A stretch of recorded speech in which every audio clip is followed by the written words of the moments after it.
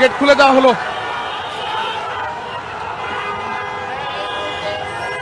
শাহবাগে আন্দোলনরত সনাতনীদের উপর হেলমেট পরে দেশি অস্ত্র নিয়ে হামলা করেছে কয়েক হাজার মুখোশধারী। মূলত তারা ছাত্র নাকি অন্য নামধারী কোন সংগঠনের সদস্য তা এখনো জানা যায়নি। তবে সনাতনীদের আক্রমণের সময় তাদের অনেকের মাথায় ছিল হেলমেট আর হাতে ছিল ধারালো অস্ত্র এবং লাঠি সোঁটা। আজ সোমবার রাত 10টার দিকে এই হামলার ঘটনা ঘটে। এই ঘটনায় বেশ কয়েকজন সনাতনী গুরুতরভাবে আহত হয়েছেন, তবে এখনো পর্যন্ত কারো নিহতের খবর পাওয়া যায়নি। এর আগে চিন্ময় কৃষ্ণ প্রভুকে গ্রেপ্তার করার বিরুদ্ধে শাহবাগ সহ ডিবি কার্যালয়ের সামনে বিক্ষোভ মিছিল করছিল সনাতনীরা। প্রভুর কোনো অবস্থান জানতে পারি না, সেটা জানার অপেক্ষা করতেছি। আমরা এখানে কোনো হট্টগোল করতেছি না। আমরা যতক্ষণ পর্যন্ত আমরা জানতে পারছি চিন্ময় প্রভুর অবস্থানটা কি আছে, তিনি কি আদৌ কি ডিবি কার্যালয়ে আসেন কিনা, ততক্ষণ পর্যন্ত আমরা এখানে আছি। চিন্ময় কৃষ্ণ প্রভুকে গ্রেপ্তার করার বিরুদ্ধে শাহবাগ সহ ডিবি কার্যালয়ের সামনে বিক্ষোভ করেছে সনাতনীরা।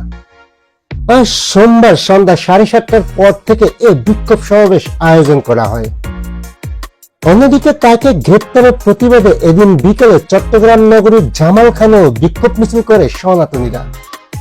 পরে সন্ধ্যা গড়াতেই চট্টগ্রাম নগরের চেরাগি মোড়ে বিক্ষোভ সমাবেশে অংশ নেন সম্মিলিত সনাতন জাগরণ জোট। এদিন সন্ধ্যা 7টা পর্যন্ত জয় শ্রীরাম স্লোগান দিয়ে তার মুক্তির দাবি জানান তারা।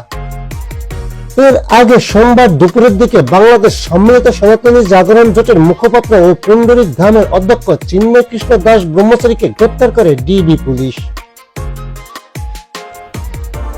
ডিবির অতিরিক্ত পুলিশ কমিশনার রেজাউল করিম মল্লিক বলেন, পুলিশের একটি অনুরোধের পরিপ্রেক্ষিতে তাকে গ্রেপ্তার করা হয়। সম্মিলিত সনাতনী জাগরণ জোটের কেন্দ্রীয় প্রতিনিধি প্রসেনজিৎ কুমার হালদার বলেন, সোমবার বিকেলে ঢাকার শাহজালাল আন্তর্জাতিক বিমানবন্দর থেকে চিন্ময় কৃষ্ণ দাসকে নিয়ে যায় ডিবি। তার ঢাকা থেকে বিমানে করে চট্টগ্রামে যাওয়ার কথা ছিল। বাংলাদেশ সনাতন জাগরণ মঞ্চ গত 25 অক্টোবর চট্টগ্রামে সমাবেশ করে। চিন্ময় কৃষ্ণ দাস এই মঞ্চেরও মুখপাত্র ছিলেন। ওই সমাবেশের পরপরই চিন্ময় কৃষ্ণ দাসের বিরুদ্ধে জাতীয় পতাকা অবমাননার অভিযোগ এনে চট্টগ্রামে একটি রাষ্ট্রদ্রোহের মামলা করে বিএনপি নেতা ফিরোজ খান। তবে এই মামলার পর ফিরোজ খানকে বহিষ্কার করেছিল বিএনপি। সম্প্রতি বাংলাদেশের সনাতন জাগরণ মঞ্চ ও বাংলাদেশ সম্মিলিত সংখ্যালঘু জোট নামে দুটি সংগঠন বাংলাদেশ সম্মিলিত সনাতনী জাগরণ জোটের ব্যানারে কর্মসূচি পালন করে আসছিল। নতুন এই জোটের মুখপাত্র করা হয় চিন্ময় কৃষ্ণ দাস ব্রহ্মচারীকে। কয়েকদিন এই জোটে 8 দফা দাবিতে রংপুরেও সমাবেশ করে আসছে। অন্যদিকে সম্প্রতি চিন্ময় কৃষ্ণ দাসকে বহিষ্কার করেছে ইসকন। চিন্ময় কৃষ্ণ দাস ব্রহ্মচারীকে গ্রেপ্তারে তীব্র নিন্দা ও প্রতিবাদ জানিয়েছে বাংলাদেশ হিন্দু বৌদ্ধ খ্রিস্টান ঐক্য পরিষদের সভাপতি উষাতন তালুকদার, নির্মল চন্দ্র ভৌমিক ও নির্মল রোজারিও। সংবাদ মাধ্যমে পাঠানো বিজ্ঞপ্তিতে তারা বলেন, এই গ্রেপ্তারের ফলে মত প্রকাশের স্বাধীনতা ও মানবাধিকার প্রশ্নে বাংলাদেশের আন্তর্জাতিক ভাবমূর্তি ক্ষুণ্ণ হওয়ার আশঙ্কা রয়েছে।